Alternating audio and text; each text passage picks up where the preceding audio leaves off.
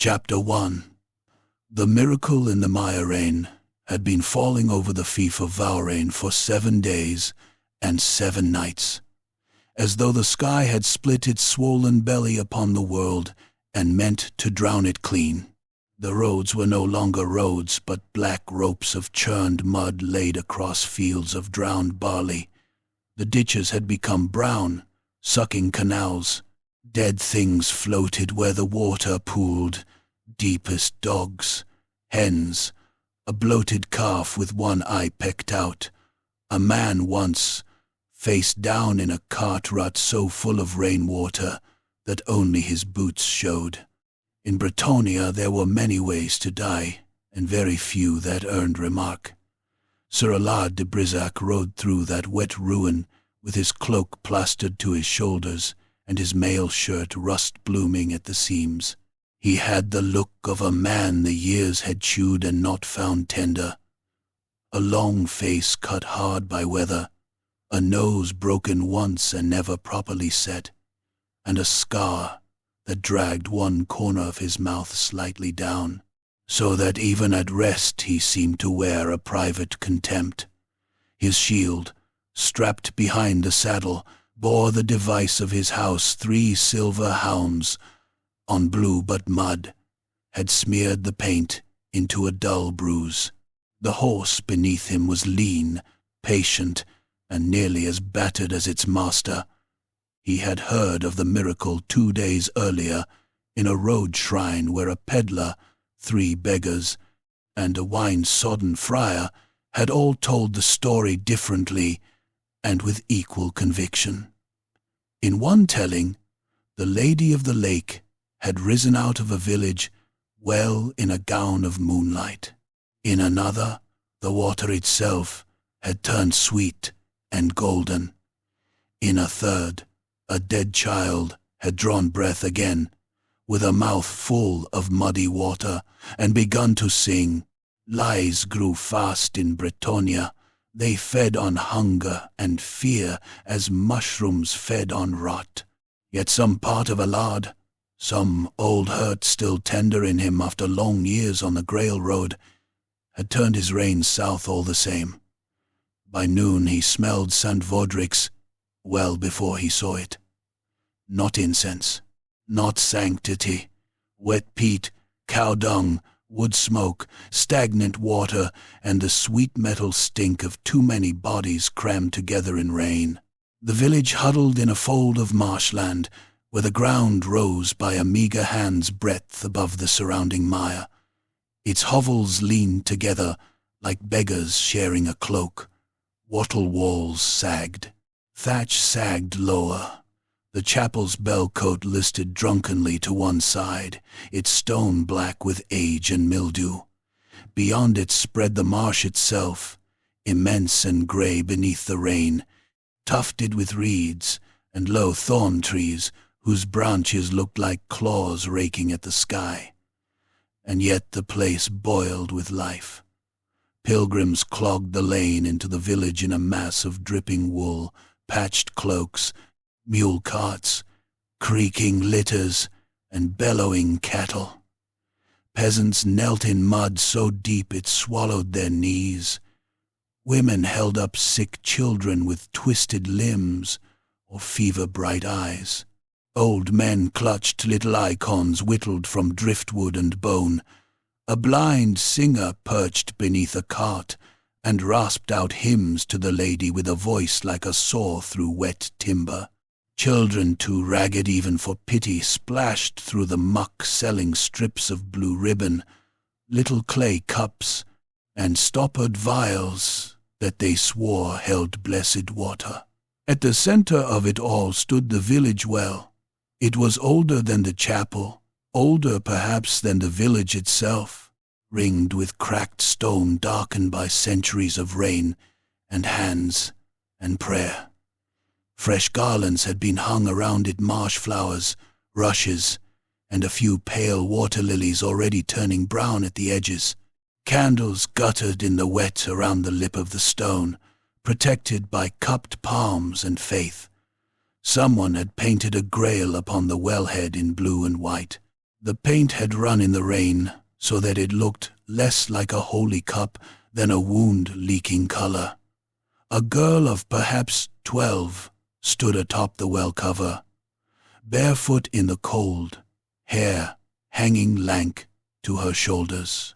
She wore a wreath of reeds and a dress far too fine for her station, borrowed from some noble chest or chapel store. Her hands shook, her lips were bloodless, but when she raised her arms, the crowd gasped as one creature. She saw her. A woman hissed near Allard's stirrup, crossing herself so violently she nearly struck her own nose. Little Miette saw the lady upon the waters, just there above St. Vaudric's well. Allard looked at the girl and saw terror, exhaustion, and the rigid obedience of a child told that one wrong word would bring the sky down on her head. He saw no divine fire in her, but he had learned long ago that holiness, if it ever touched the world at all, seldom dressed itself in the forms men expected. Brother Tolvan came out of the chapel with 2 acolytes, holding a ragged awning above him. He was a fleshy man whose face had once been pink and well-fed, but was now gone slack with strain. Rain beaded on his tonsure. His robes were good cloth gone green at the hem. He lifted a brass vessel. "Make way," he cried. "Make way for the proving." The crowd surged and sagged, shoving inward. Elbows dug, wooden shoes crushed toes. Somebody screamed. A child was nearly knocked beneath a wagon wheel before its mother yanked it back by the arm so hard the socket cracked audibly. The child howled. No one paid it mind. Allard dismounted, because any man on horseback amidst that press was either a fool or a killer. He put one gauntleted hand on his sword hilt and forced a path with his shoulder. People recoiled from the sight of him then, some with awe, some with fear. A knight in travel-stained mail, sword at hip, questing shield and all. Even in a crowd drunk on miracles, steel had a language everyone understood. He reached the front in time to see Brother Tolvan draw up a bucket from the well. The rope squealed across the pulley. Muddy water sloshed over the rim. The priest dipped a cup and drank. His eyes widened theatrically. He sank to his knees in the muck. "Sweet," he whispered. The word shivered through the crowd. Then louder, "Sweet, sweet as spring water from the lady's own hand." People began to sob. A woman shrieked laughter. Men dropped to their faces in the mud. One old cripple dragged himself forward on dead legs and tried to lick the spill from the priest's sleeve. Brother Tolvan recoiled, then recovered himself, and let acolytes ladle out tiny portions into waiting cups and hands. A lame boy was thrust forward by his father. The child's left leg had withered from the knee. Tolvan poured water over it while chanting in a trembling voice. The boy cried out, not in ecstasy, Allard thought, but because the water was freezing cold. Yet, when the father hauled him upright, the child managed 3 tottering steps before collapsing. That was enough. The crowd bellowed as though a dragon had been slain. Allard watched closely. The bucket had risen from the well. That much was plain. Yet on the lip of the stone he saw a second vessel, narrow-necked and stoppered, half hidden by flowers. When one acolyte bent to refill his cup, his hand hovered near it for a moment too long. A voice rasped behind Allard's shoulder. "Sweet, my ass." The speaker was old and stringy, with a miller's shoulders gone to rope, and knots beneath a patched jerkin. Rain had flattened his white hair to his skull. His nose was burst-veined from years of ale. His teeth were few, but what remained of them were bared in a grin like a trap. Water's sweeter because that fat priest's pissing honey into it, likely. A few nearby pilgrims gasped. A woman made the sign against ill fortune. The old man paid them no mind, and hawked into the mud. "Old Berto," muttered someone. "Saints preserve us, he's at it again." Berto raised his voice until it knifed through the chanting. "Where'd the cup come from, then? Where'd the fine little Grail you found in the deep come from, eh? Been in that well 50 year if it's been in it a day, and now it comes up polished enough to kiss your own face in. Miracle? I've seen Mama's carts with better trickery." A silence dropped over that patch of the crowd, sudden and ugly. Even rain seemed to hush itself to hear what came next. Brother Tolvan blanched. The child on the well cover began to cry soundlessly. Then a woman screamed, "Blasphemer!" The word hit like a thrown stone. Others took it up at once. Faces changed. Hope curdled to fury with indecent speed. A peasant with arms like fence posts shoved Berto in the chest. The old miller staggered but did not fall. He spat blood into the man's face. Everything happened at once then, the way violence always did.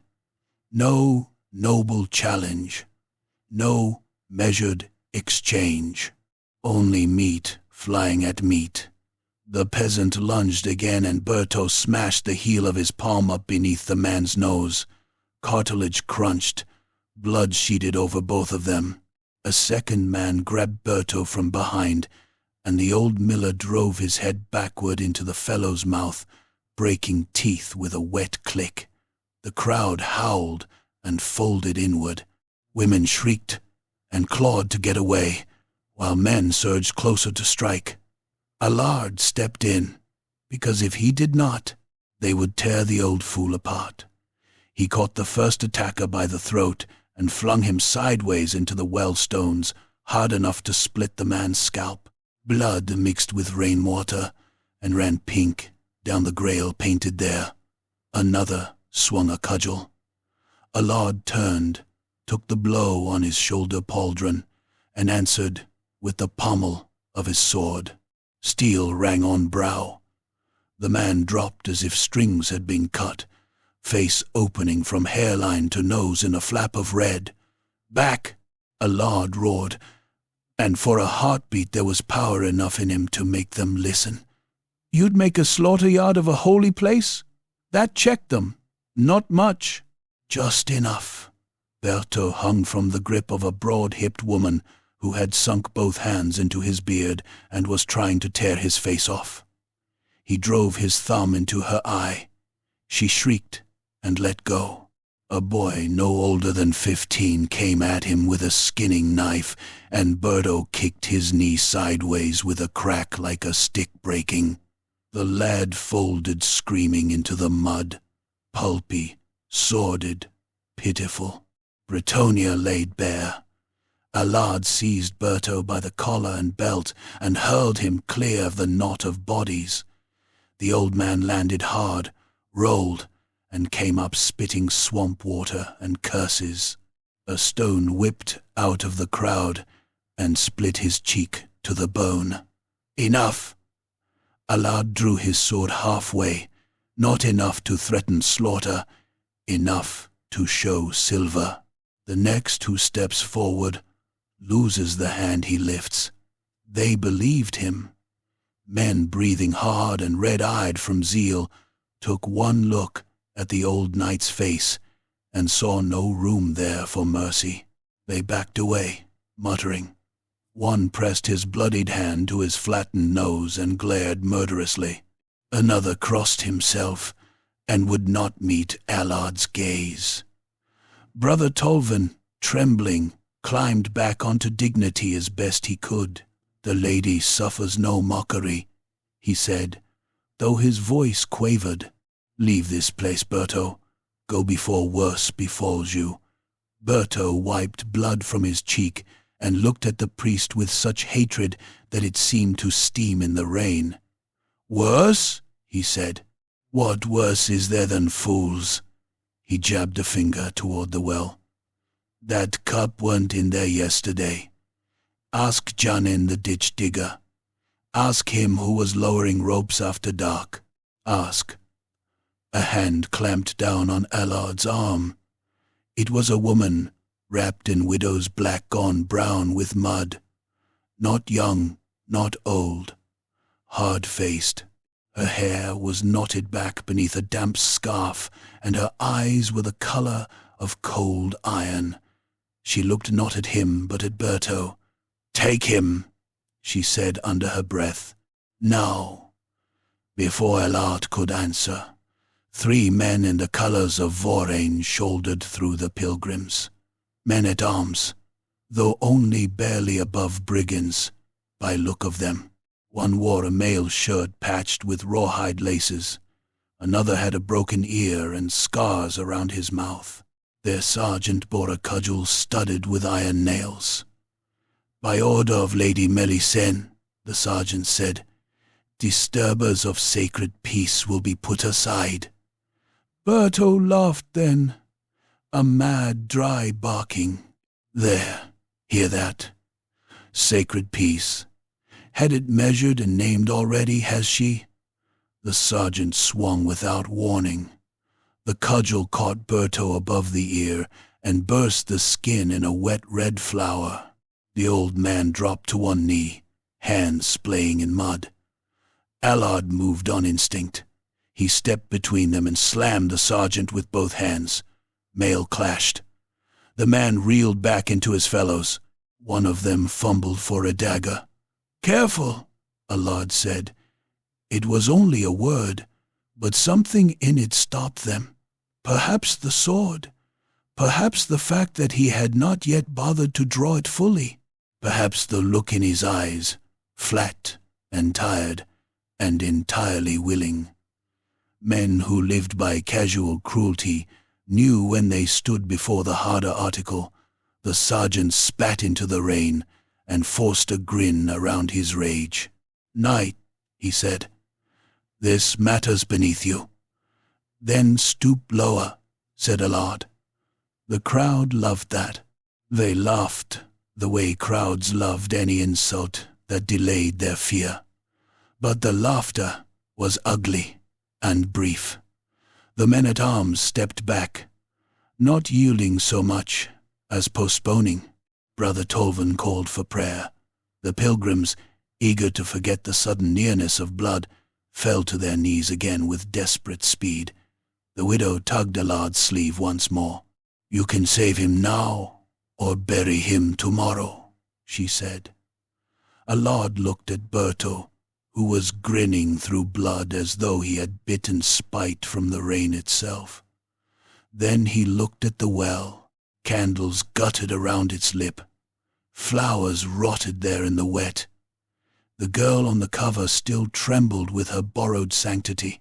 One acolyte, thinking no one saw, slipped the narrow-necked vessel further beneath the garlands, with a furtive hand. Miracle, Allard thought, or fraud. But either way, the place already stank of murder. He took Berto by the arm and led him limping toward the alehouse at the far side of the square. The widow followed. Behind them the village began to sing, hundreds of cracked voices rising over the rain in praise of the lady and her bounty. The sound was fervent enough to curdle milk. By nightfall, St. Vaudric's well was lit with rushlights and pilgrim fires. The mud of the square had been trampled to the texture of offal. Drunken praise rolled from doorways. Somewhere, a fiddle scraped out a dance tune while beggars coughed and dogs fought over gristle. Allard sat in the alehouse corner with his back to the wall, Berto opposite him with his split scalp bound in filthy linen, and the widow between them nursing a cup she barely touched. Her name was Isel. Berto the miller. Between curses and ale fumes, they told him the first shape of the thing. The miracle had begun the very same week. Lady Melisende sent surveyors to the village. Men had been prowling the well after dark.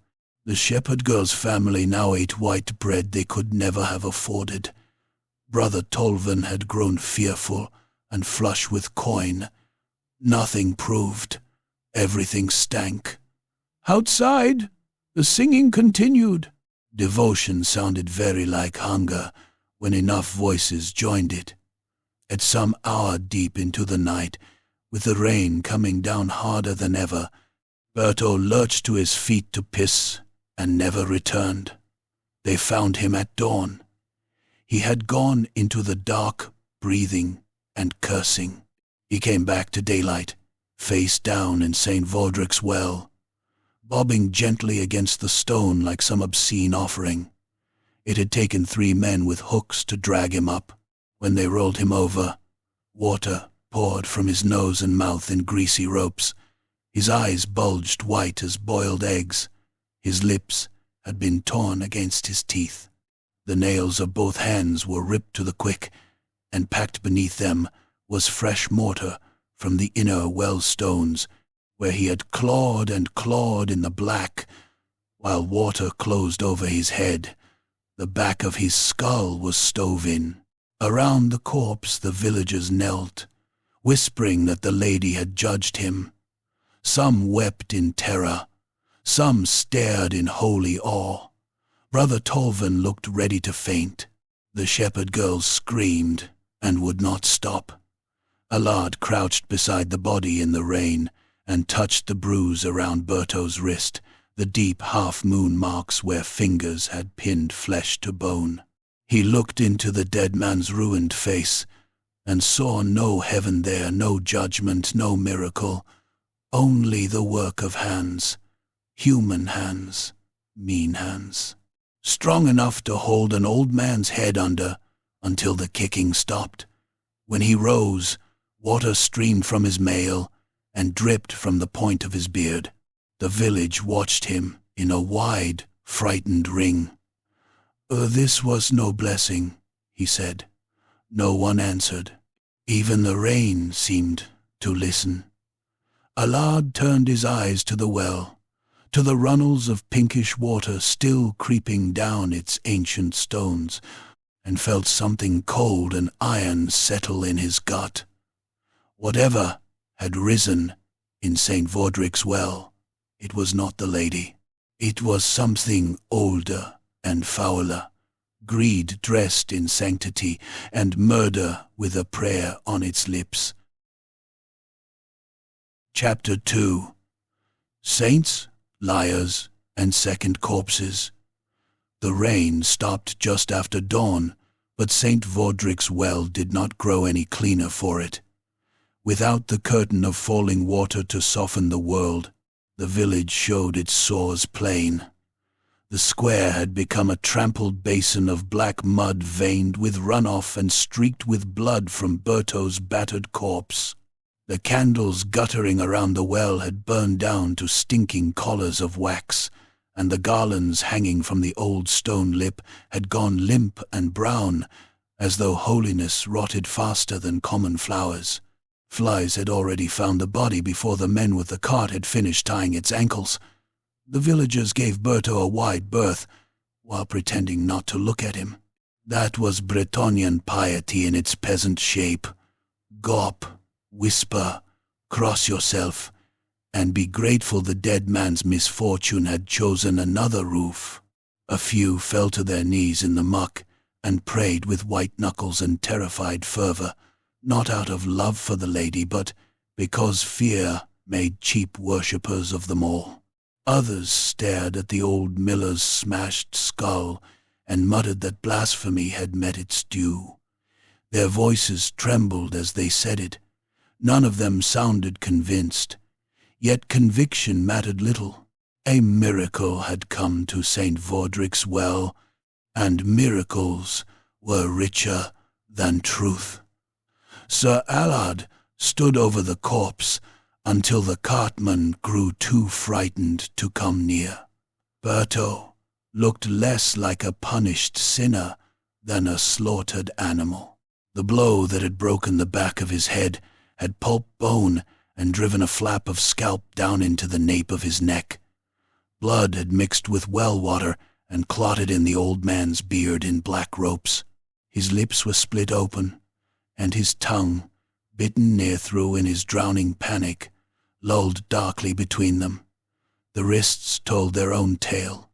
Deep bruises ringed them, not the marks of stumbling or accident. Fingers, a grip hard enough to crush and hold. The nails, ripped and ragged, still held crumbs of mortar and slime from the inner shaft. Allard crouched and touched the stone fragments, packed beneath one broken nail. Fresh, chalky. He looked up at the lip of the well, then down again at the dead man's face. Berto had fought like a dog in a pit. He had kicked, clawed, scraped skin and nail from himself, trying to climb the wall while water filled his mouth and nose. Somebody had stood over him in the dark and watched that happen. Somebody had leaned weight onto the back of his neck, or kept a hand pressed hard between his shoulders until the thrashing stopped.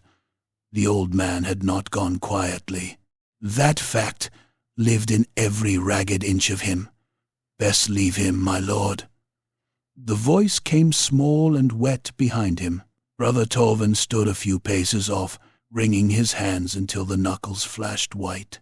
The priest's fleshy face was grey with shock, though whether from horror at murder or terror of scandal, Allard could not yet say. His robe hem was caked in square mud, and his sandals were soaked through. He looked like a man who had slept in his clothes and dreamed badly. The people are unsettled. Allard rose slowly. A man has been butchered. Brother Tolvan flinched as if struck. The lady's judgments are not for us to... Do not, Allard said. He did not raise his voice. He did not need to. Something in his face hardened until the priest's mouth closed by itself. This is no judgment, Allard went on. A cudgel broke his head. Hands held him down. You know as well as I do that old men do not climb into wells in the night to dash their own skulls against stone. Tolvan swallowed. His eyes darted to the watching villagers, then to the well, then to Allard's sword. Words such as these, spoken openly, may stir panic. Good. The priest stared. Panic is honest, Allard said. What your village has now is worse. Tolvan's throat bobbed. He glanced over his shoulder, lowered his voice, and edged one half-step closer. Sir Knight, there are forces at work here beyond simple reason. Signs, wonders. I have seen things in these last days that... Silver in your poor box, said Allard. Pilgrims by the cartload. Men speaking of shrines and sanctified ground. Wonders enough. Tolvan reddened under his skin. For an instant, there was something very ugly in his eyes, a flash of resentment or shame. Then it vanished, and he sagged again into frightened sanctimony. You speak rashly, and you sweat like a thief. The priest backed away altogether after that. He gave hurried orders for the body to be taken to the chapel shed until burial, and for extra candles to be lit around the well. The villagers obeyed with that same quick, brutish obedience peasants gave to all authority, whether born of God, steel, or rent books. The cartman and two farmhands rolled Berto onto a plank. One of his arms flopped off the edge and dragged through the mud. Nobody wanted to touch the hand until Isel stepped forward, expression flat as a gravestone, and tucked it back beside the corpse. She did it gently, more gently than anyone else had touched him all morning. When the cart lurched away, she remained where she was, black skirts soaked from hem to shin, her face carved hard by a life that had forgotten softness early. She watched the villagers avert their eyes from her. Widow's black and a sharp tongue had made her half-ghost already in St. Vaudric's well. Berto's death would finish the work. You were right, Allard said. I would rather have been wrong. Her voice was rough with sleeplessness, but steady. She looked not at him but at the well. He should have run. He had the look of a man too stubborn to save. A bitter half-smile touched one corner of her mouth and died there. That is why I liked him. The square had begun filling again by then. Faith, once whipped into a crowd, did not disperse for long. Pilgrims pushed inward to see the well that punished blasphemers. Mothers lifted children to touch the wet stone.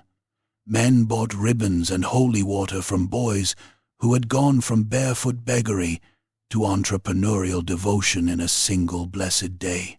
A one-eyed beggar, with ulcerated hands, rasped that he had dreamed of St. Vaudric walking on the marsh. Already the story thickened, putting on fresh lies like fat. Allard turned away from the square before the sight of it made him strike someone. He and Isel crossed behind the chapel, where the ground rose slightly, and the air smelled less of piss and more of wet nettles. The chapel itself was a miserable old thing, built of fieldstone and patched in places with timber gone green at the joints. Moss furred the mortar. The small saints in their niches had lost noses, fingers, or whole faces to time and weather. One had a bird's nest in the hollow of its skull. Behind the building lay a strip of graveyard, bounded by leaning stones. The earth there had the sour, overfilled smell of too many dead in too little soil. Giselle stopped beside a yew stump and folded her arms. Berto was not the first. Allard looked at her sharply. My husband drowned 3 months past, she said. Found in a drainage ditch, with his jaw broken. They called it drink. He did drink, but not enough to break his own face before falling. He had been arguing that week with men sent from Vorane Hall. They were measuring fields, asking questions about boundaries, commons, rites of passage. Lady Melisend's men. And Berto, he fought with them too, over the mill stream, over tolls, over everything, because Berto would sooner bite than bow. She rubbed her thumb against her palm, slowly, as though feeling the grain of memory there. Then the miracle came. First, the shepherd girl's vision, then the sweet water, then the cup in the well. Suddenly every inch of slime in this village became holy. Convenient. Convenient enough that I can smell the lie from my own doorstep. Allard studied her. Why tell me? She gave him a long, level look. Because you are armed. Because you are not from here. Because when they killed Berto, you looked angry rather than afraid. That, he thought, was as fair a reason as most. They went first to the shepherd girl's hut, a leaning hovel at the edge of the village, where the ground fell away into reed water and black pools. The family received them with all the warmth of cornered rats. The father, a narrow man with a split lower lip and eyes too eager to please, bowed and scraped until Allard wanted to kick him. The mother clutched a rosary of fish vertebrae and would not stop glancing at a sack hanging from the rafters. A good sack, full enough to bulge. Grain, by the look of it. White flour, too, perhaps. A rich miracle indeed.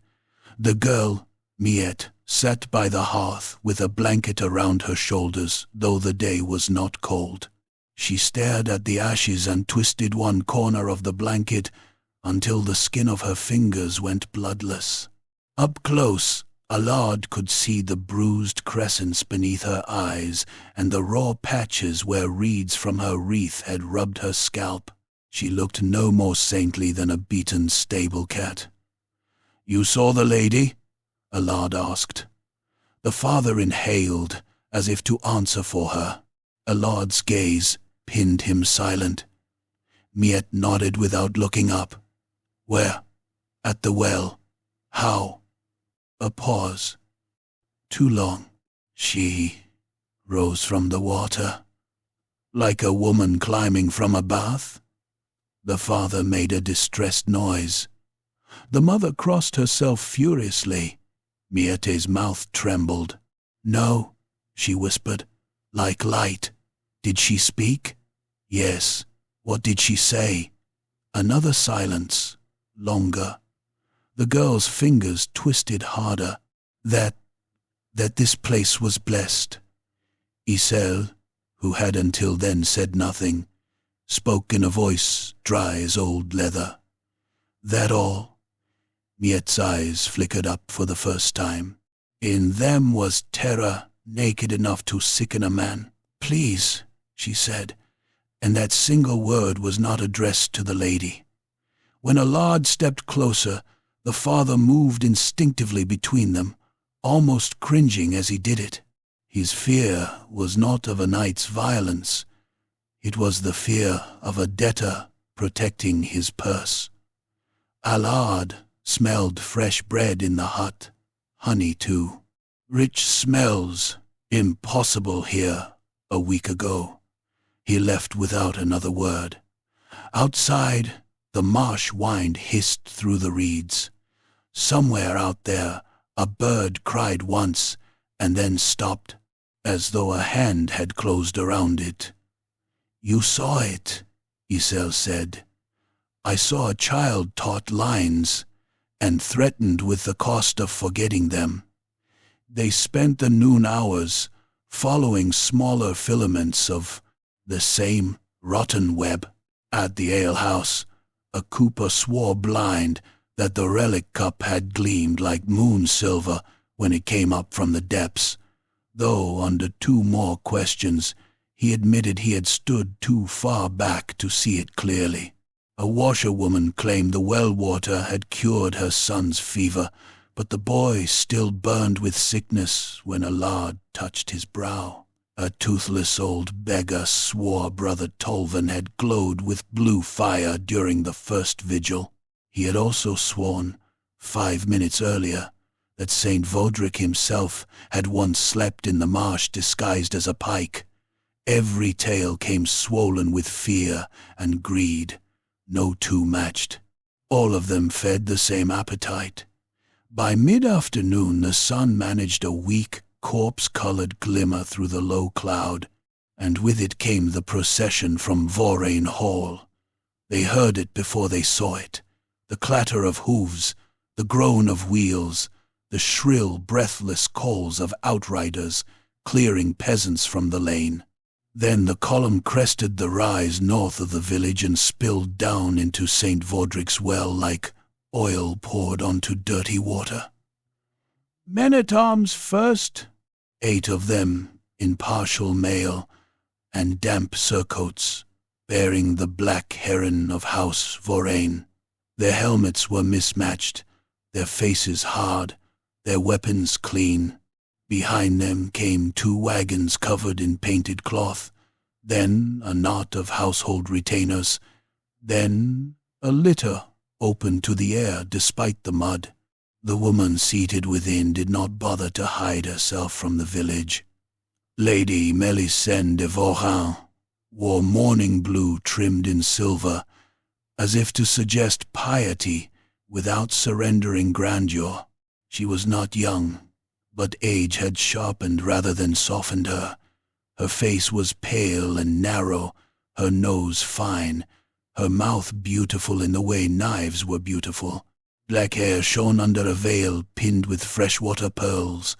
Mud did not dare touch her. Even the splash from the wheels seemed to curve away. A handful of peasants fell flat before the litter as it passed. Others merely bowed. Melisende acknowledged them with a grave incline of the head, a noblewoman condescending to sanctity and squalor alike. Her eyes moved over the village in one measured sweep and took possession of it. Allard hated her immediately. At her right rode a younger knight in bright plate, worked with guilt and vanity. Hugon Varain. Allard guessed before hearing the name.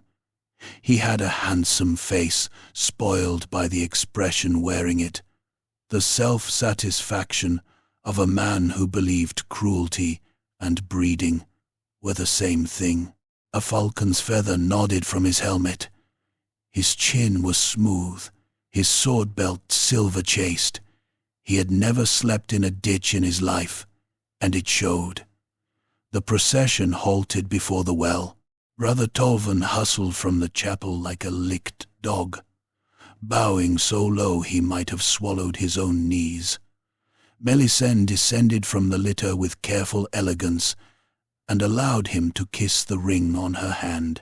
Then she stood before the old stones and looked upon them as if weighing where best to place an altar, a tithe box, and a scaffold. "My friends," she said, and her voice carried with practiced ease, warm enough to comfort and cold enough to command. "It has reached even my hall that the lady, in her boundless grace, has touched this humble place." The crowd leaned toward her, hungry as hounds. No lord or lady may ignore such a sign. This well, this chapel, this village, these must be protected, sheltered from trespass, blasphemy, and disorder. Pilgrims must have roads. Priests must have means. Holy ground must be marked, and all who dwell upon it must do so under proper guardianship. There it was, naked as a drawn blade. Not miracle, not reverence. Title. Isel made a sound in her throat so faint only Allard heard it. He kept his face still. Melisende continued, spinning velvet from chains. Sanctified boundaries, stewardship, offerings, improvements. New walls, new rights, new obligations. Each word placed neatly upon the villagers' shoulders like another stone in a load they had not yet realized they were being made to bear. When she finished, the peasants applauded because applause was safer than thought. Then came the first open bloodletting of the day. A ditch-digger named Janin, broad as an ox and twice as stubborn by the smell of him, stepped from the crowd, with clay still caked under his nails. Allard had seen the man earlier lurking near the smithy, with a face full of troubled silence. Now drink, or fear, or conscience had pushed him past caution. "Guardianship?" Janin barked. "You mean seizure?" A hush fell. Melisende did not so much as blink. Hugon Varain smiled. Janin jabbed a thick finger toward the well. "I deepened that shaft 2 nights before the miracle. There was no cup down there, no silver, no holy trinket in the silt. But I saw ropes after dark, and I saw your men by the chapel." Hugon moved before the last word had finished leaving the man's mouth. He spurred his horse forward 3 short stamping strides and brought the beast's iron-shod forehoof down on Janin's bare foot. Bone burst through leather in a white splintering crunch. Janin screamed and lurched sideways. Hugon leaned low in the saddle and smashed the rim of his shield into the man's face. Teeth flew. Blood sprayed in a bright arc over the mud and the garlands. The crowd recoiled with a collective groan.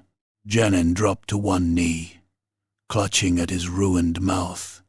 Hugon wheeled the horse with the easy grace of a tournament rider and drew his sword 1/2 inch, just enough to show polished death. "Mind your tongue before your betters," he said. The ditch digger, half blinded with blood, made the mistake of trying to rise. Hugon's horse lashed out again. This time, the hoof caught Janin in the ribs. The sound was wet and heavy, like a bucket kicked into butcher's offal. Janin went over sideways into the mud, arms jerking. Allard's hand had already gone to his own sword, but Giselle caught his wrist beneath the cloak with fingers like hooks. "Not here," she hissed. "She was right. Damn her." The square was full of armed men and frightened peasants eager to call any violence they were told was holy. Draw now, and Melisende would have a blaspheming questing knight to display beside her miracle. So he did not move. That failure sat sour in him at once. Janin was dragged away by 2 friends, spitting blood and fragments of tooth into his beard. Melisende watched it with perfect composure, then resumed speaking as if a dog had barked. Her words slid over the square. The villagers listened. Hunger listened. Fear listened hardest of all. By dusk, St. Vaudric's well had accepted the lady's protection. By full dark, Janin was dead. They found him behind the tanner's shed with his throat packed full of marsh reeds and both hands flayed raw from a fight fought in desperate silence. He had not drowned this time. Someone had wanted variety or symbolism, or perhaps only enough vicious imagination to keep terror fresh. His eyes bulged from strangulation. Blood had poured down his chest and dried black in the lantern light. One ear was half torn off. There were boot prints in the slime around him and drag marks leading nowhere, the killer having been careful enough to wipe what could be wiped and careless enough to leave horror behind. Giselle crossed herself when she saw him, but her face did not change. Allard knelt beside the body. The reeds stuffed into the dead man's mouth had been forced so hard they had split the lips and gums. One had gone through the cheek from inside to out. Janin's tongue was bitten nearly free. His fingers, raw and nail-cracked, stank of lamp oil and horse sweat. He had clawed at his killer, gotten something under the nails, and lost. Allard looked up into the dark. Somewhere beyond the houses, behind shuttered windows and prayer mutters, Melisende's men were sleeping under guard and dry canvas. Somewhere Brother Tolvin was probably begging the lady to make this ugliness holy. Somewhere the villagers told themselves that saints punished doubters and nobles protected blessings. It was all filth, all of it.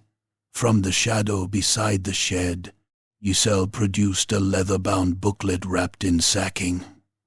"I took this from one of the surveyor's wagons while they were crowding to see the body," she said. Allard opened it beneath the lantern. The pages within were crowded with lines, figures, notations in clerkly ink, field markers, holdings, boundaries, the common grazing strips, the marsh rights, the lane to the chapel, the well itself, carefully circled, across several entries. In a different hand and darker ink, one phrase appeared again and again: "Subject to sanctified claim." Allard closed the ledger slowly. The village lay around them under a sky the color of old iron. From the square drifted the distant sound of evening prayer, thin and desperate and false. A dog began barking somewhere in the marsh and was abruptly silenced.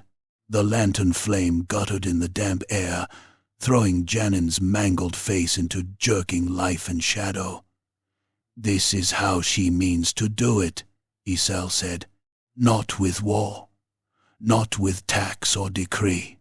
with relics, with fear, with dead men in wet places.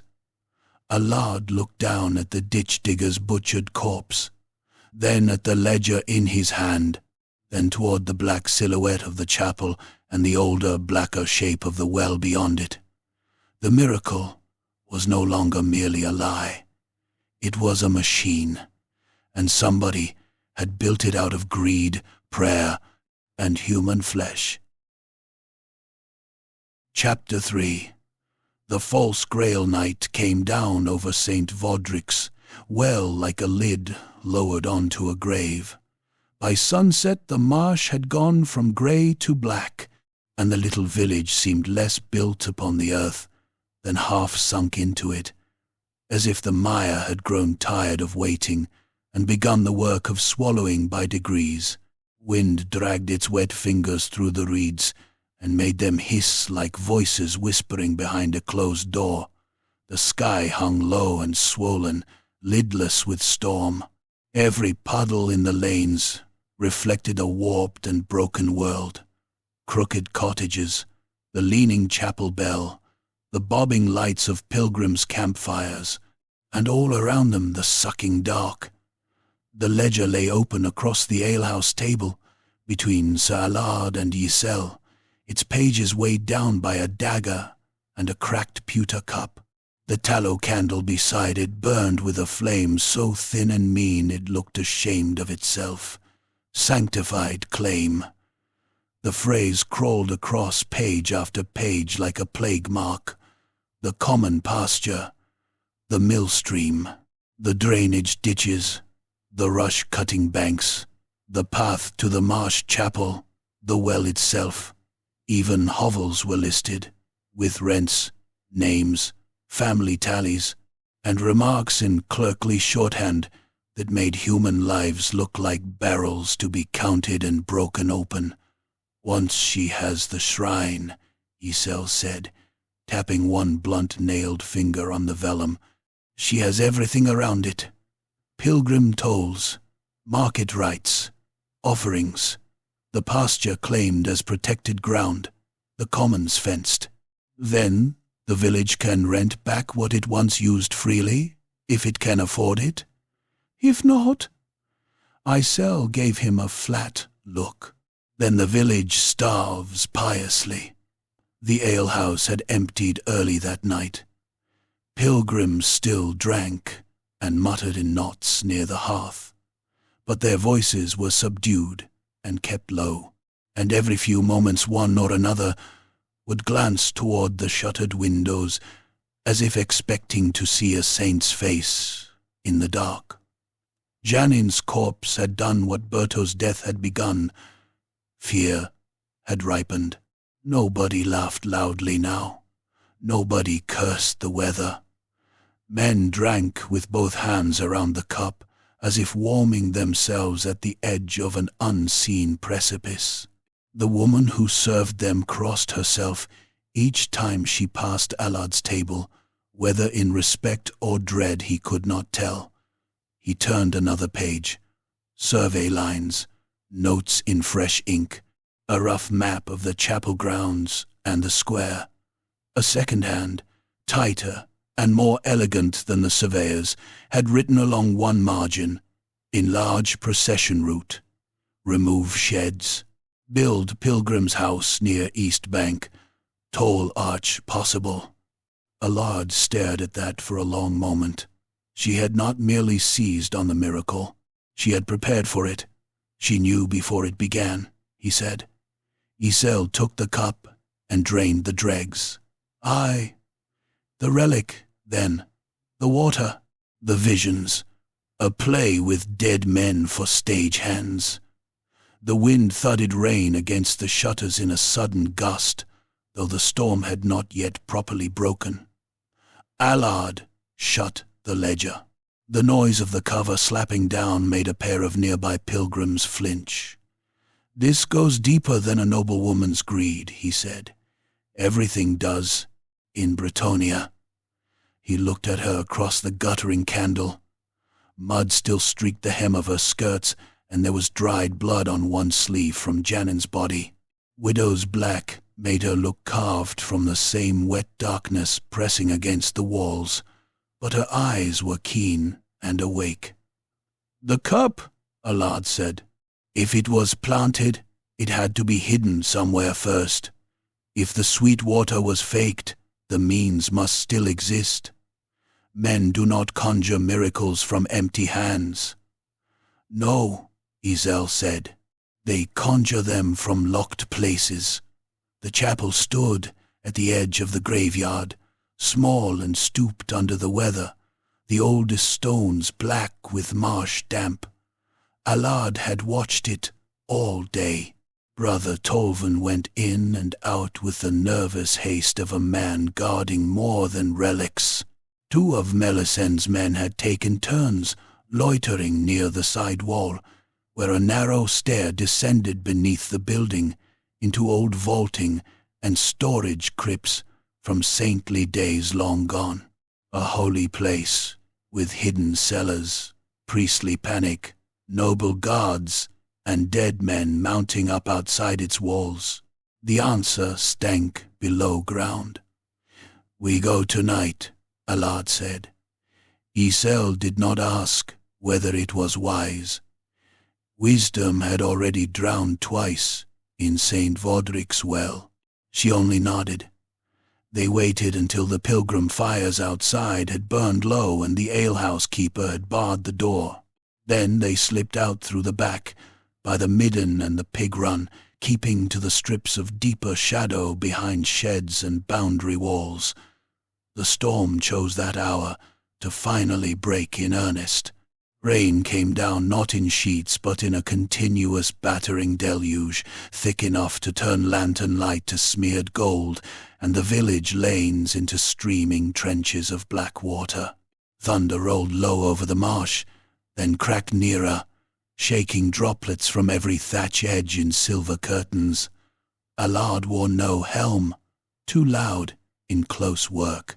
He had his sword belted, dagger in left boot, and a cudgel taken from one of the alehouse stables in hand for quieter killing if it came to that. Isel carried a skinning knife and a hatchet with a carpenter's wedge of an edge. Not much, enough. The graveyard mud sucked at their boots as they circled the chapel. Rain ran over the leaning stones and made the carved names shine briefly, then disappear. Somewhere in the darkness a toad croaked. Somewhere else something larger moved in the reeds with a slow, wet drag. "There," Isel whispered, the side stair. A low door of oak banded in iron crouched half below ground level. Set into the chapel's foundation, beneath a saint's niche, crusted with moss. One of Melisend's men sat under the lintel on an upturned bucket, with his cloak over his head and a spear across his knees, miserable as sin and perhaps half asleep. A lantern hung from a peg beside him, rain dimming its glow. He started once and peered into the graveyard, then spat and hunched deeper into himself. Allard looked at Isel. She looked back once, expressionless. Then she stooped, picked up a lump of broken stone, and threw it into the graves beyond the yews. The clatter was small, but in the storm and in that place it sounded like a corpse climbing out of its own ruin. The guard jolted upright, swore, snatched the lantern from its peg, and stumbled away from the door to peer into the dark. Allard moved. He crossed the mud in 3 silent strides and brought the cudgel down with both hands on the base of the guard's skull. There was no noble elegance in it, just impact, wood meeting meat and bone. The man's knees buckled. He tried to cry out, but only a wet grunt escaped as his teeth snapped together on his tongue. He pitched forward. Allard caught the spear before it clattered and struck again. Once, fast, above the ear. Bone gave with a soft, ugly crunch. The man lay still in the rain, twitching through the last of his stunned reflexes. Blood washed from beneath his hair in thin black threads. Iselle was already at the door. She took the key from the guard's belt with fingers swift and practiced, and shoved it into the lock. It stuck. She hissed a curse, worked it, and the bolt slid back. The door opened on a throat of stone descending into darkness thick with old damp. They slipped inside and barred it behind them. At once, the storm became muffled, distant, reduced to a heavy drumming overhead. The air below was colder than the night outside and foul with long-trapped smells. Mildew, lamp oil, stale incense, rat droppings, wet earth, and the sweet-sour note of wine gone bad in casks. Their lantern, stolen from the guard, threw a hard yellow circle over steps worn concave by centuries of feet. The crypt beneath St. Vaudric's chapel was older than the village, perhaps older than Bretonnia's current pieties.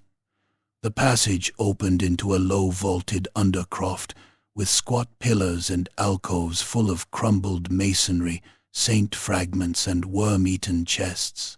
Water dripped somewhere steadily. Rats skittered through the dark beyond the light's edge.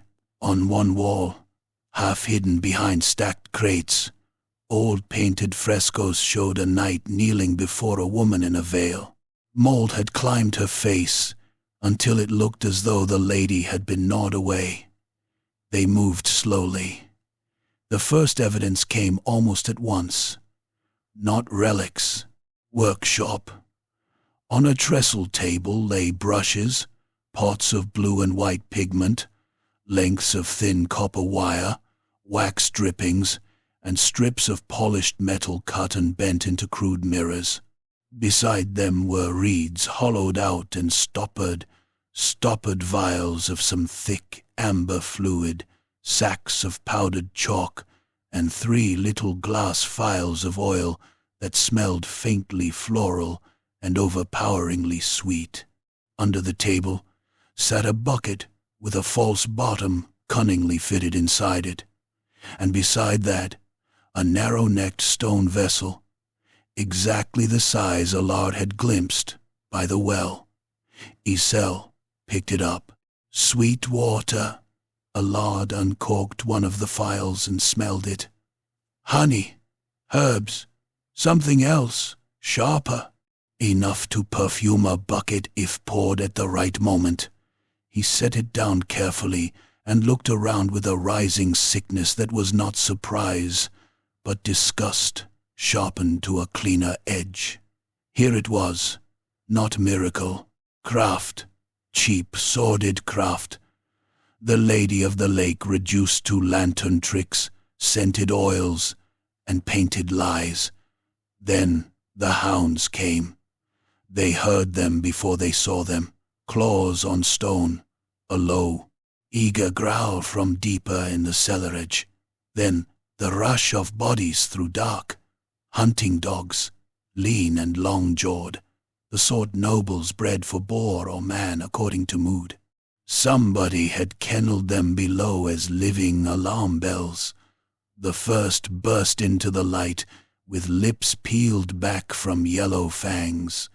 Rain-sour fur, white foam at the chops. Allard barely got his forearm up in time. The dog hit him chest high, and the force of it slammed him sideways into a pillar. Teeth grated on mail, found the gap at his wrist, and punched through flesh. Pain flared white. He drove the cudgel down onto the animal's spine. It yelped, twisted, and clamped harder, jaws sawing through skin. The second hound went for Iselle.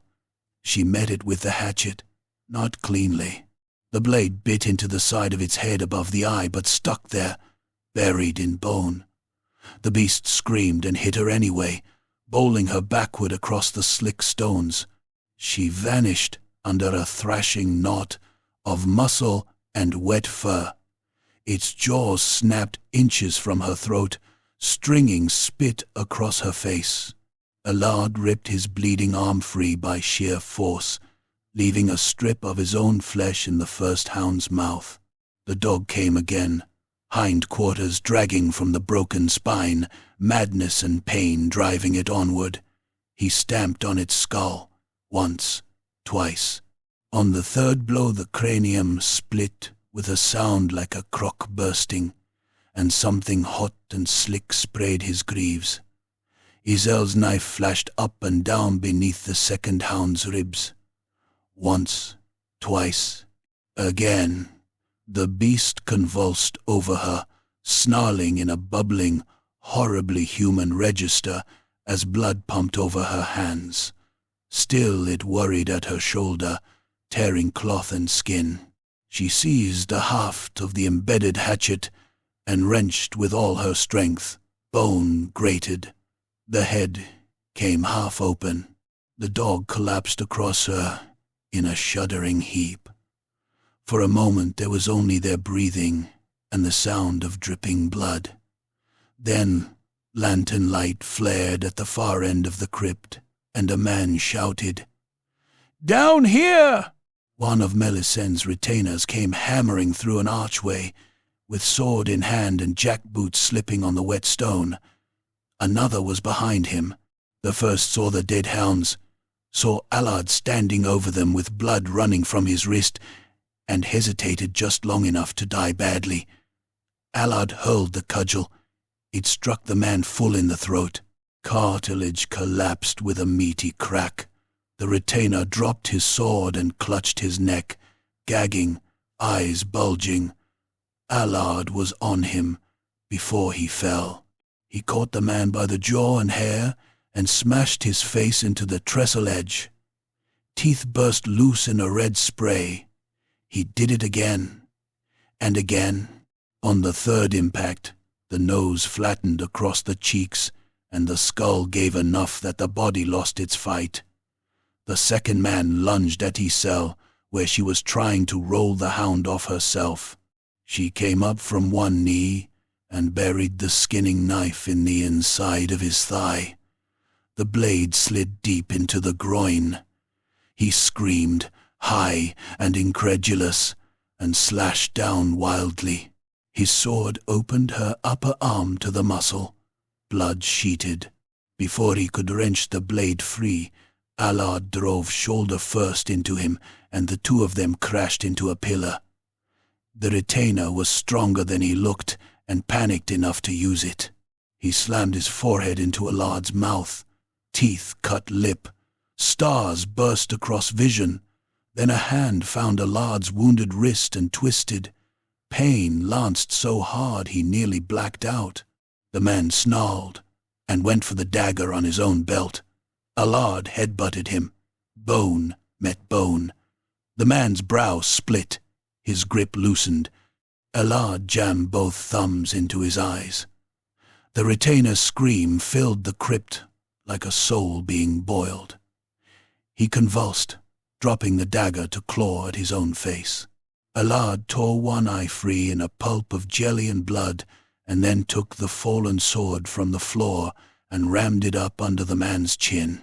The point punched through the roof of the mouth and came out behind the ear in a gush of black-red spray. When the body slid down the blade, the crypt went silent again, except for the storm above and Isel's ragged breathing.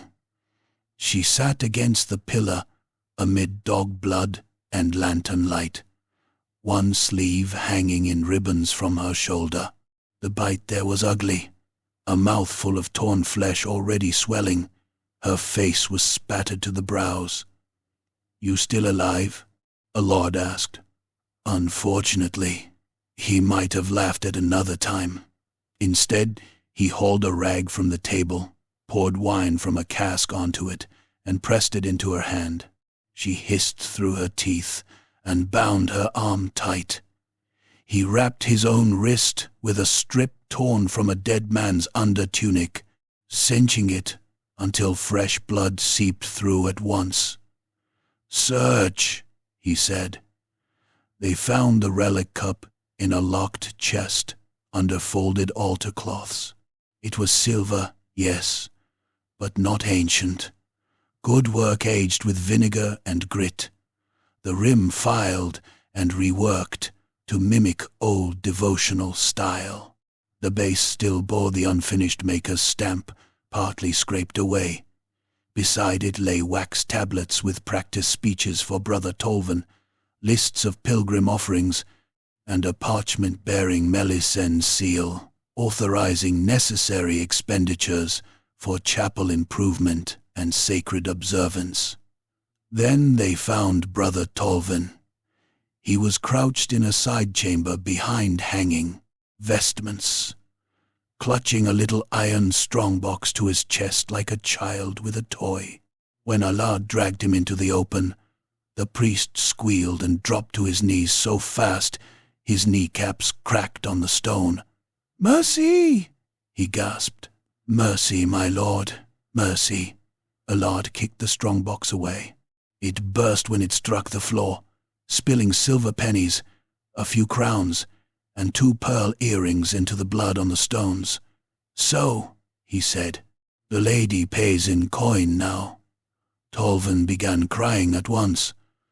Not dignified tears, ugly, snot-slick sobbing. "I never meant I did not think."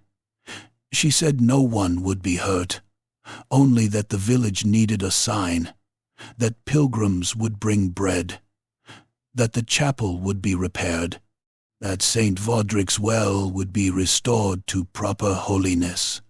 "And Berto?" Alad said. Tolvan shut his eyes. "And Janin?" The priest made a whimpering animal noise. "Speak." Melisen had come to him weeks ago, Tolvan confessed, with silver and promises, and the kind of cold courtesy nobles used when informing lesser creatures what would be done. The village was poor. The chapel was failing. Pilgrims could save it. A miracle would attract them. A child could be coached. Sweet oils could perfume the water. A relic cup could be found. All Tolvan must do was bless the spectacle and speak as instructed. The surveyors had already drawn the future shape of the shrine. "But I did not kill them," he babbled. "By the lady, I did not. Hugon and the men-at-arms handled disorder. They said Berto would be frightened into silence. They said the ditch digger would be taken away. I never ordered blood." "No," Alad said. "You only opened the door and let it in." Tolvan wept harder. "I wanted the chapel saved." Alad looked around the crypt full of dead dogs, dead men, fake miracles, and silver rolling in blood, and found that he hated the priest almost more than Melisen. Villains were common. Cowards who dress surrender in good intentions were the mortar of the world. For a long time he said nothing. He had spent years chasing glimpses. Lake mist at dawn, strange lights over battlefields, hermits' prophecies, the hush of ruined shrines. He had believed because without belief the road beneath his horse became only mud, and the hunger in his belly only hunger. Now here was one more holy place, stripped bare, and beneath the painted devotion it was always the same. Money, fear, flesh. He looked at the false Grail in his hand, and for an instant felt the old quest in him gutter like a lamp starved of oil. Not gone, never gone, but darkened. Isel saw something of it in his face. "Do not give them that too," she said quietly. He looked at her. "The lie is theirs," she said. "What you came seeking is not." Thunder rolled overhead, long and deep. Dust drifted from the ceiling. Then the chapel bell began clanging. Not prayer. Alarm. Tolvan's eyes went huge. "They know," he whispered. Voices sounded above.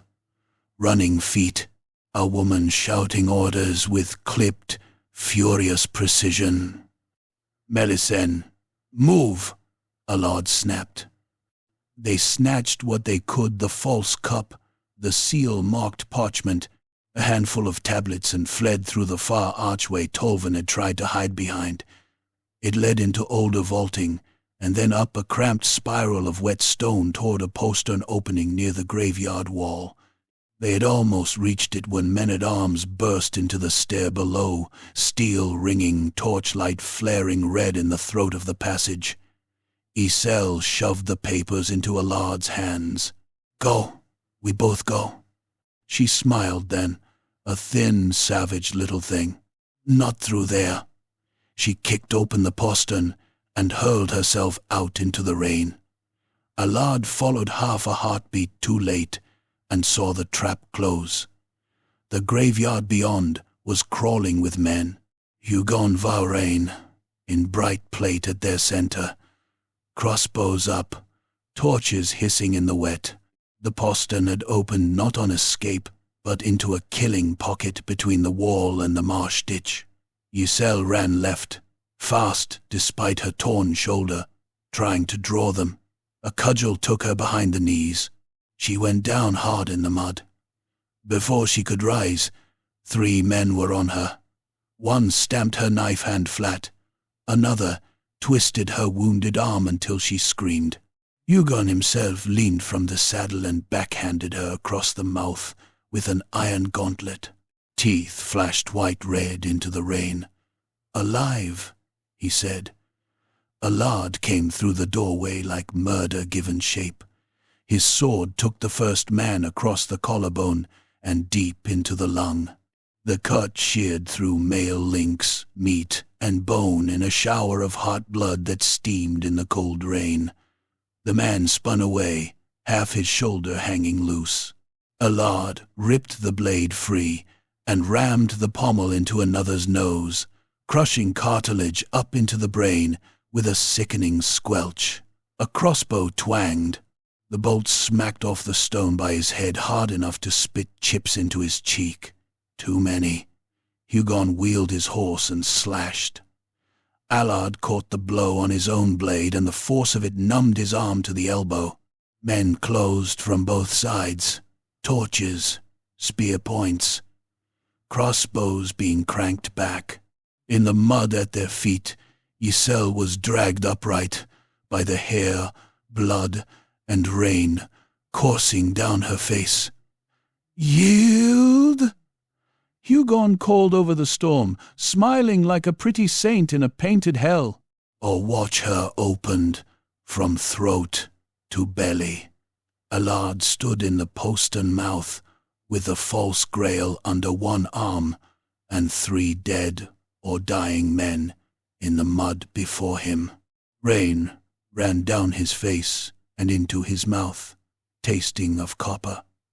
Beyond Hugon, in the square, bells still rang, and pilgrims were gathering, drawn by noise like flies to a carcass.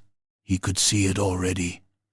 Melisande would turn this into another sign, another blasphemer uncovered, another spectacle sanctified by fear. Slowly, with murder in every line of him, Allard stepped back into the dark. Hugon laughed. Iselle met Allard's eyes only once as they hauled her away, and there was blood in her teeth when she grinned at him. By midnight the storm had swallowed the village whole. From the chapel tower the bell tolled and tolled. Over it drifted Brother Tolvan's cracked voice, calling the faithful to witness a second miracle at St. Vaudric's well. Allard stood alone in the crypt among butchered hounds, dead retainers, spilled silver, and the false Grail shining dully in his hand. Above him, the village prepared to pray over a sacrifice. Chapter 4. Judgment at the Well. The bell did not stop. It boomed over St. Vaudric's well in slow, iron-throated peals that seemed less like a call to prayer than the hammering shut of a coffin lid. Each strike rolled out across the marsh and came back warped by fog and distance, until the whole drowned countryside seemed to answer with a dull, sepulchral murmur. Beneath it, the village woke into fever. Pilgrims poured toward the square with lanterns hooded in oiled cloth and torches that hissed in the rain. Peasants stumbled from hovels half-dressed, faces pale and hollow in the dark, some clutching rosaries, some cudgels, some children dragged along by the wrist. Men-at-arms moved through them in black heron livery, barking orders, turning a frightened gathering into something nearer a congregation. The mud was thick enough to swallow ankles. Every footstep made a wet, sucking noise, as if the earth itself were greedy. By the time midnight reached its deepest black, St. Valdric's well blazed with light. Rushlights had been planted in rings around the old stones. Tallow candles burned in iron prickets. A pair of braziers stood near the chapel steps, vomiting sparks into the wet air and painting the square in a restless, infernal orange. The painted Grail on the wellhead had been freshened since dusk, its blue and white gleaming slickly beneath the rain. Garlands drooped from the stones like dead things hung up to dry. Behind the well rose a timber frame draped in blue cloth, embroidered with silver lilies, a false altar built in haste and meant to look ancient by firelight. Upon it stood the silver cup, polished now to a bright and lying splendor. The crowd looked at it the way starving dogs looked at meat. Brother Tolvin stood before the altar in full vestments, for the first time since Alad had arrived, cloth of silver hanging heavy from his shoulders, a gold-threaded stole across his soft chest, a staff topped with a little Grail in his hand. The garments had once belonged to some richer chapel or dead superior. They swamped him, making him seem even smaller, a frightened rabbit dressed in a lion's skin. Sweat shone on his brow despite the cold. His lips moved constantly in prayer or panic. To one side of the well, bound to a post driven into the mud, knelt Isel. They had cleaned enough blood from her to make a spectacle of her suffering. Her black dress was torn open at one shoulder where the dog had mauled her, and the wound beneath was bound roughly with linen now gone dark and wet. One side of her face had swollen from Hugon's gauntleted blow. Her mouth was crusted black-red at the corner. Her wrists had been tied behind the post so tightly the cords had bitten through skin to flesh. Blood ran down her fingers and dripped from them in a slow patter. Her hair, pulled loose in her capture, hung lank across her face. She knelt straight-backed, despite it all, spitting blood into the mud every so often with an effort that looked like contempt made physical. At the center of the square stood Lady Melisende de Vorin. She had changed into white, not bridal white, not innocent white. A hard, ceremonial white that drank the torchlight and made her seem almost luminous against the night. Silver chains hung over her breast, pearls glimmered in her hair. At her hip rested a dagger with a narrow triangular blade and a hilt wrapped in pale leather. She looked every inch what she intended them to see. The chosen guardian of a holy place, a lady of spotless purpose amid mud and sin. Only her eyes betrayed the truth. They moved ceaselessly, cool and calculating, counting men, exits, opportunities. Not a woman enraptured by miracle, a woman managing a performance. Hugon Vorain waited near her on horseback, all polished arrogance and bright steel. Someone had wiped the blood from his armor since the graveyard. His helm plume dripped. His gauntlets rested lightly on the pommel, but his sword was loose in the scabbard and his expression openly eager. There are men who enjoy violence as appetite, and men who use it as language. Hugon was the worst sort, one who found identity in it, who mistook cruelty for proof that he had been born above other flesh. The crowd pressed inward, shoulder to shoulder, muttering prayers, rumors, and little greedy hopes. They wanted to see a miracle. They wanted fear made meaningful. They wanted all the blood already shed to purchase something. That was the vilest hunger of all, not for justice, but for the comfort that came from believing suffering had pattern. Brother Tolvin lifted his hands, and the square sagged into silence. "Children of the Lady," he began, voice carrying thinly but clearly over rain and fire hiss. "You have gathered in a dark hour to witness trial and revelation. St. Vaudric's Well, blessed by miracle, has come under attack by blasphemers, liars, and those who would poison grace with envy." The people murmured and crossed themselves. Tolvin's eyes flicked, once, just once, toward Isel, and shame flashed there naked as a wound. Then Melisande shifted her weight, barely moving at all, and the priest's spine stiffened as if a hook had set in it.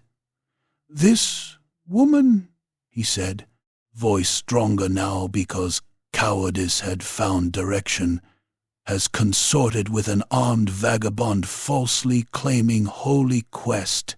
She has spread slander against rightful authority. She has stolen from this chapel. She has sought to defile the sacred work of pilgrimage and provoke unrest among the faithful. A few in the crowd shouted curses, others only stared." Isel lifted her head. Her voice, when it came, was ragged, but it cut. "You sold your god for repair money and a better roof." Several peasants recoiled as though she had spat boiling oil. Tolvin's face blanched. Hugon laughed. Melisande stepped forward one measured pace, hands folded before her, expression grave enough to be painted. "The lady's mercy is vast," she said.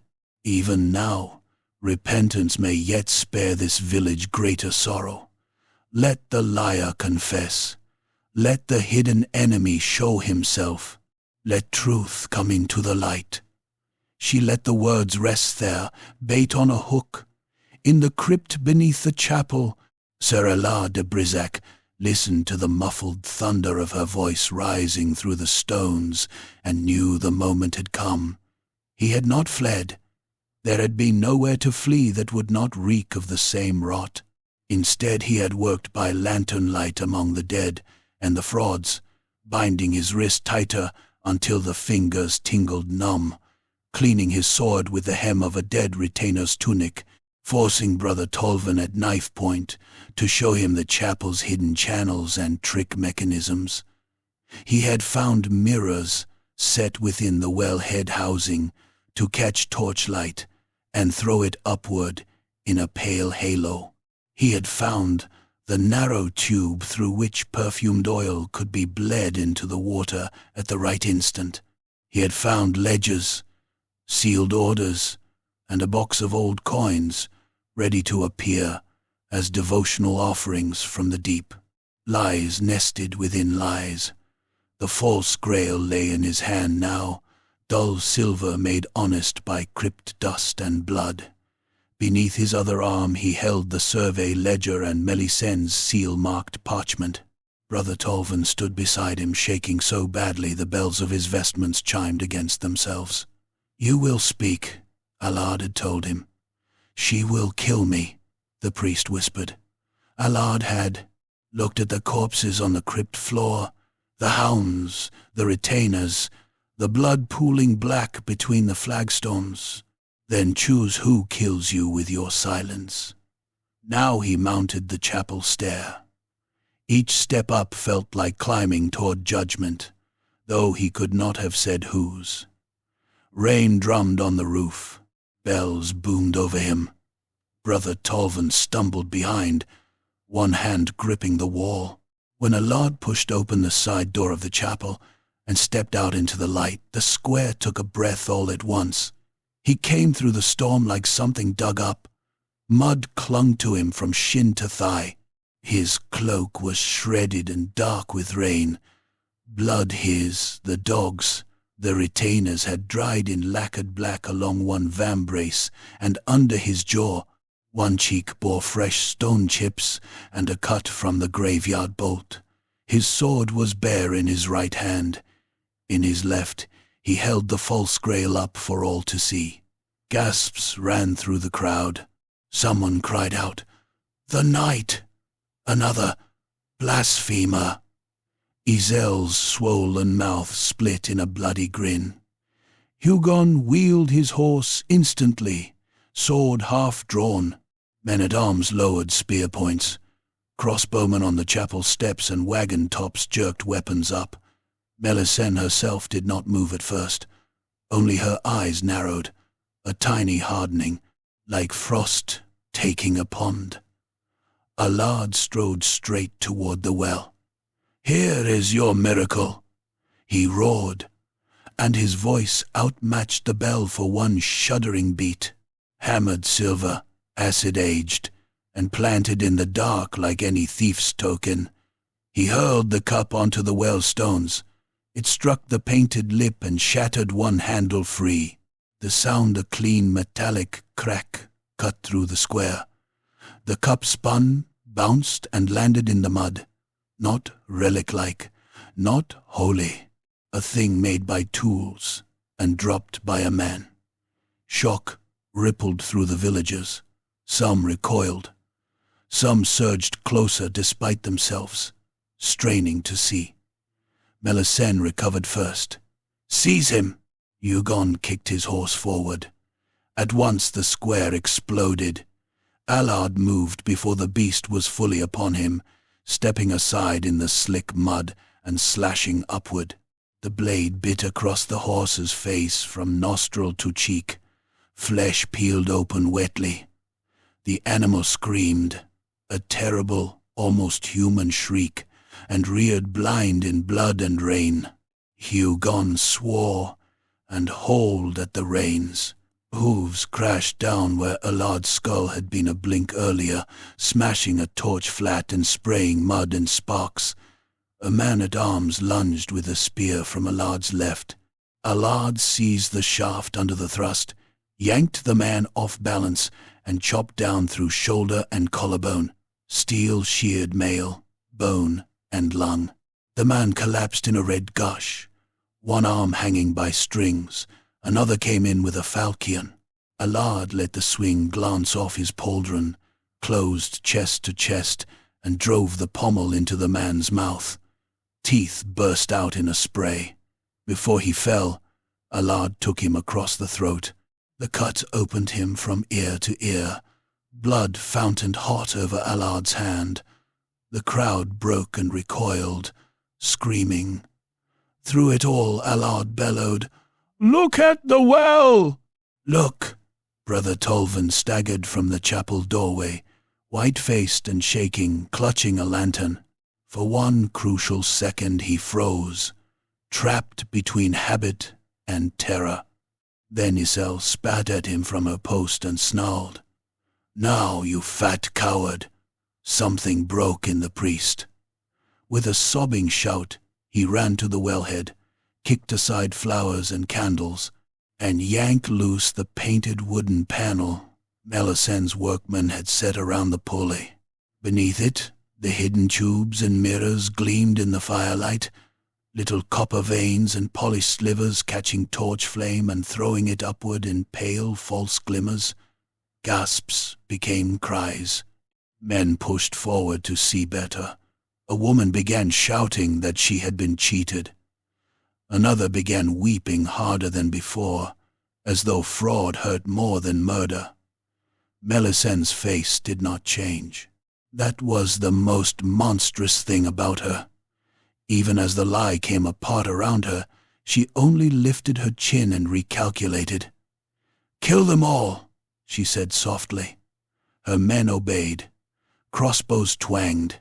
One bolt punched through Brother Tolvan's throat and came out behind his neck in a spit of blood and splintered spine. He fell backward across the well stones, heels drumming, hands clutching the shaft as red flooded over his vestments. A second bolt took a pilgrim woman in the eye because she had moved into the line by mistake. Her skull snapped back, and she went down still holding her child's hand. The child screamed and screamed. Then the square became slaughter. Panic ran through the crowd like fire under dry thatch. Peasants shoved, fell, climbed over one another in blind terror. Torches dropped. Fire licked at soaked straw and guttered. Men-at-arms laid about them with cudgels and sword flats first, then edges when flats no longer cleared room. A pilgrim with a staff swung at a heron-liveried guard and had 3 fingers chopped off for it. They landed in the mud like pale worms. Someone dragged Isel's post over in the crush, and she disappeared under thrashing legs. A lord drove toward her through the chaos. A mace caught him on the ribs and numbed half his side. He turned and split the wielder, from brow to nose. Bone parted. One eye slid loose down the man's cheek before he hit the ground. Another guard grabbed Allard's wounded wrist. Pain flashed white. Allard rammed his sword into the man's belly and felt the edge grind through gut and backplate. The guard folded around the blade, hot intestinal stink bursting into the rain. Allard ripped free and stamped him down. Hugon had gotten his horse under him again. Blood sheeted down the animal's ruined face, one eye hanging wetly against the cheek, but fear and steel still drove it. He crashed through the crowd like a charging boar, trampling a kneeling pilgrim whose chest flattened under the hooves with a damp, splintering crunch. The man's breath left him in a red foam. Hugon came for Allard, with his sword high, and all the savage joy in the world on his handsome face. Their blades met with a crack that jarred shoulder to spine. Hugon fought like a noble, taught by excellent masters, and ruined by never being truly tested. He had speed, strong wrists, and the tournament's clean confidence. But he liked the flourish too much, the dramatic cut, the visible domination. He wasted motions where he could have killed. Allard, mud-splashed and half-broken, fought like a man who had slept in ditches and killed for breath. There was no ornament in him now, only efficiency sharpened by rage. Hugon cut for the neck. Allard parried inside, stepped close, and elbowed him in the jaw with mailed weight. Teeth clicked together. Hugon snarled and backhanded with the pommel. It opened Allard's brow. Blood ran into one eye.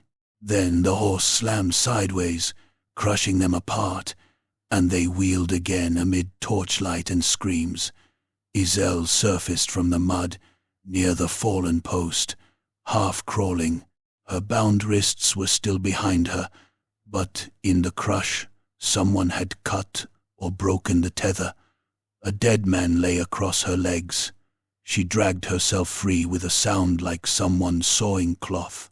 One of Melizen's retainers saw her and raised a spear to pin her through.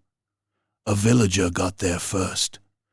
Not a hero, not some hidden champion, just a barrel-chested swineherd Allard had seen kneeling by the well the day before.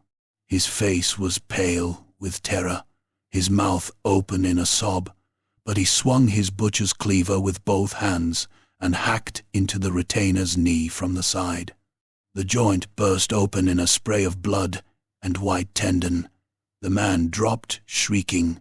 The swineherd struck again and buried the cleaver in the side of his neck so deep the haft thudded against collarbone.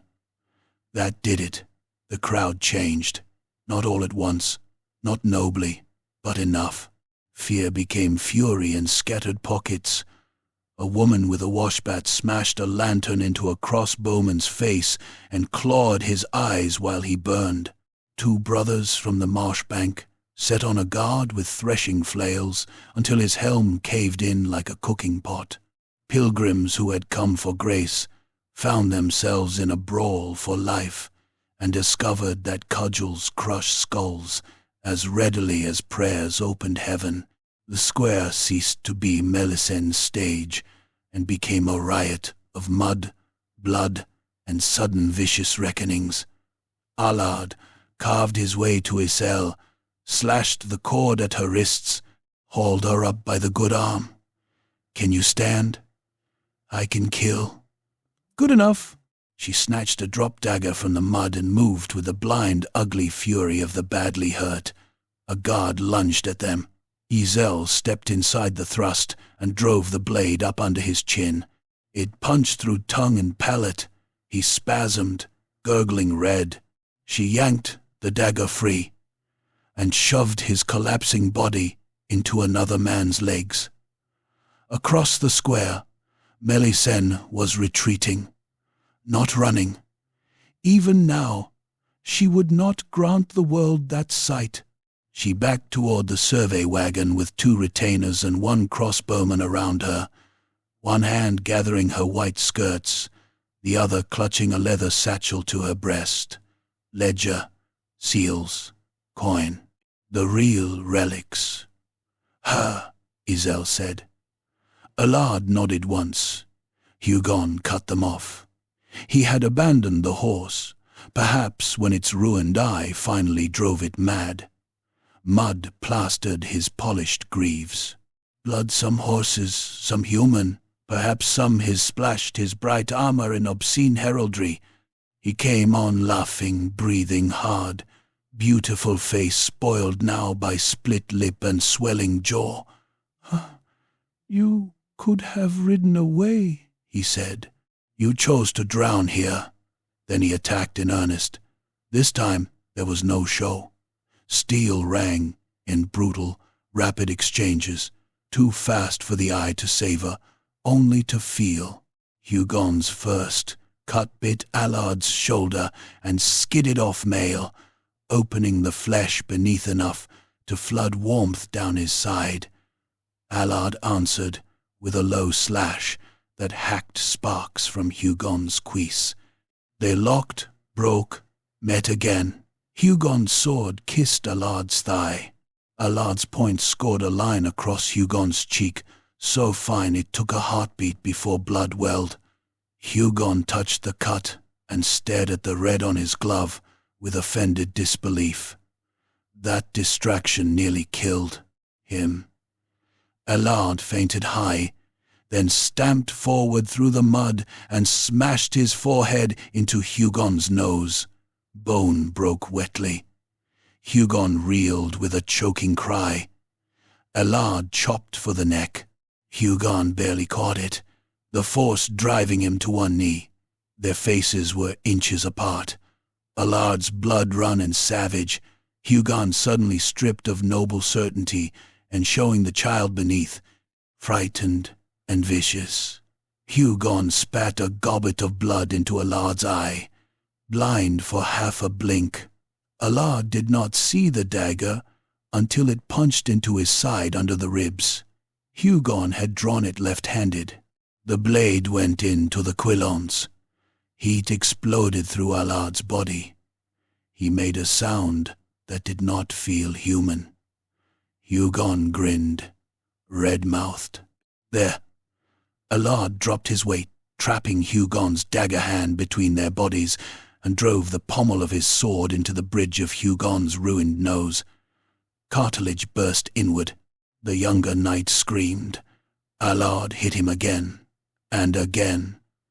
On the third blow the face stopped being handsome. It became meat.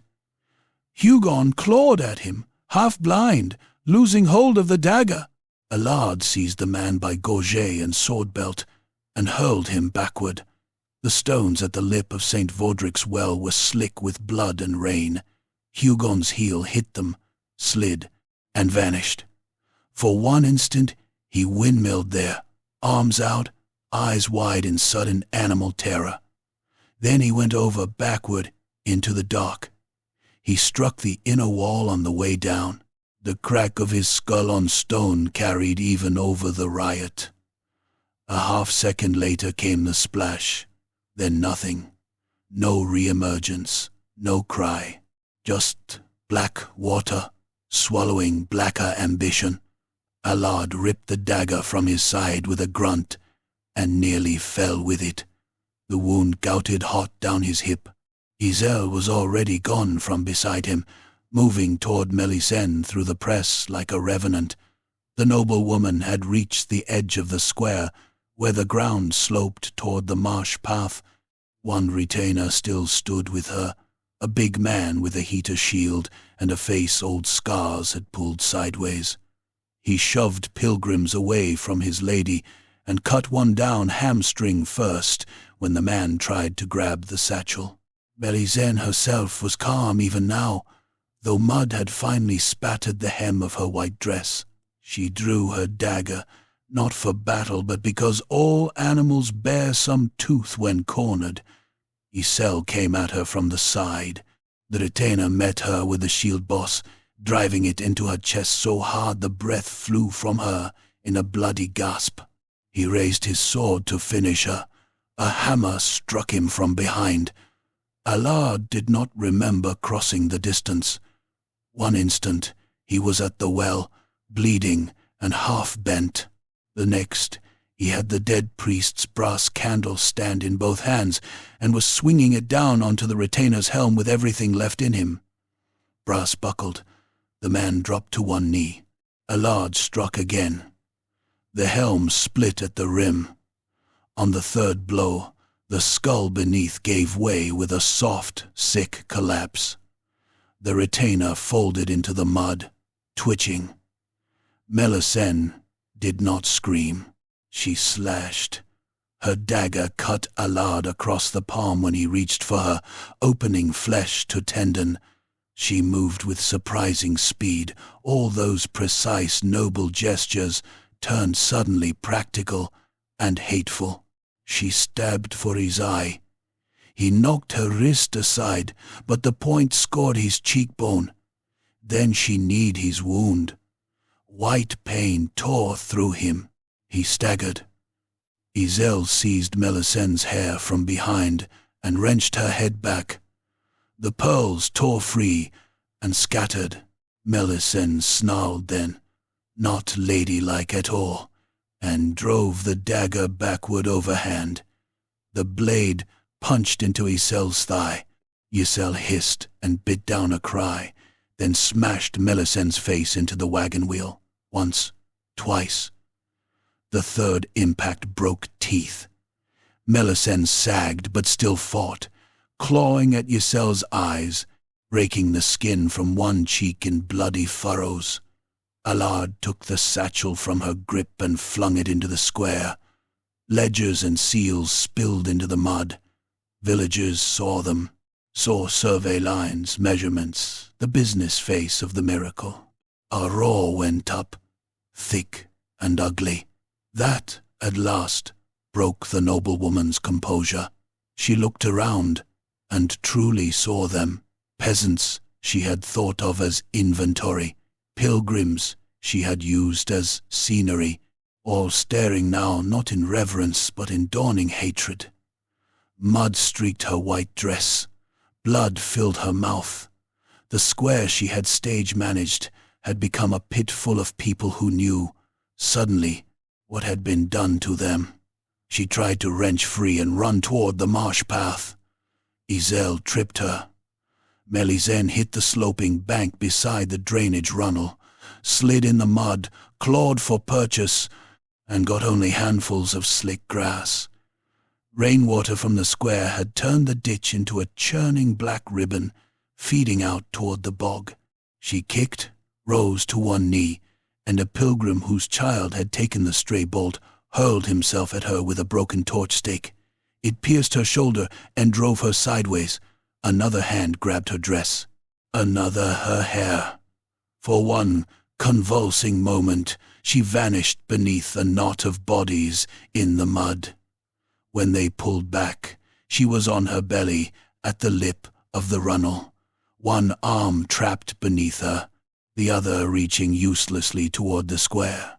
Her face was no longer recognizable as noble. The ditch water swelled over her cheek, slid into her mouth, receded, came again. Her fingers clawed at reeds and found nothing strong enough to hold. No one helped her. The black water took her inch by inch, pulling her white into brown until only one pale hand remained visible above the current, trembling, grasping, then going under. The riot did not end so much as burn out. Men discovered their wounds. Women found their dead. The living backed away from the center in panting circles, slick with mud and blood, staring at one another as if waking from a communal madness. Firelight guttered low. Rain eased at last to a cold mist drifting across the square. Brother Tolvan lay sprawled beside the well, throat opened by the crossbow bolt. Hugon did not rise from the dark below. Melisande was somewhere in the marsh run, her white dress perhaps snagged on roots downstream, perhaps already buried in the sucking ooze. St. Vaudric's well stood at the center of it all, ancient and blank and entirely innocent of every lie spoken in its name. Allard sank to one knee beside it, because his legs no longer wished to be part of him. Blood dripped steadily from the knife wound in his side, from his hand, from half a dozen smaller cuts. He rested one gauntleted palm on the stone lip and felt how cold it was. Not sacred, not profane, just stone. Giselle came to stand beside him at last, limping hard, one hand pressed to her stabbed thigh. Her face was swollen, clawed, and streaked with drying blood. She looked as though the night had tried very hard to kill her, and had only succeeded in making her angrier. Around them, villagers gathered by degrees. No one knelt. No one prayed. They looked at the hidden tubing in the broken wellhead, at the spilled ledgers, at the dead in the mud, and the expressions on their faces were not devout. They were exhausted, horrified, and beginning perhaps to understand. "The commons?" asked the swineherd who had first turned his cleaver. His voice shook. "The rights, were they truly taking them?" Isel nodded once. A low murmur passed through the people, deeper than outrage, more intimate. The sound of a peasantry realizing exactly how close the knife had been to its throat. Allard pushed the false mechanisms from the well, one by one, tossing mirror, tube, and hidden vessel into the mud. The little contrivances landed with pathetic clinks. He looked up at the villagers ringed around him in torch smoke and dawn's first ash-gray hint. There was no miracle here, he said. Nobody argued. He rose with effort. Every joint protested. The sky in the east had begun to pale by a miserable degree. Enough to show the square for what it was, without the mercy of firelight.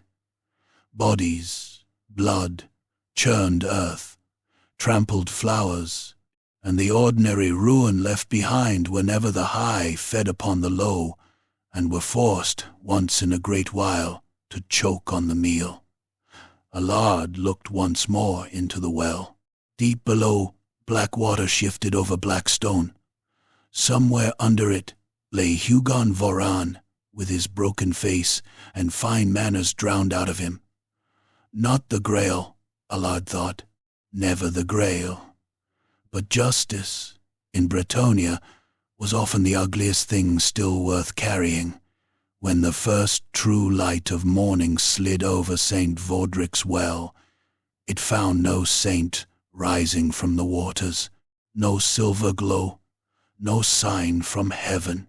only survivors standing in mud around the wreck of a lie, breathing steam in the cold dawn, and a battered questing knight turning his horse toward the road.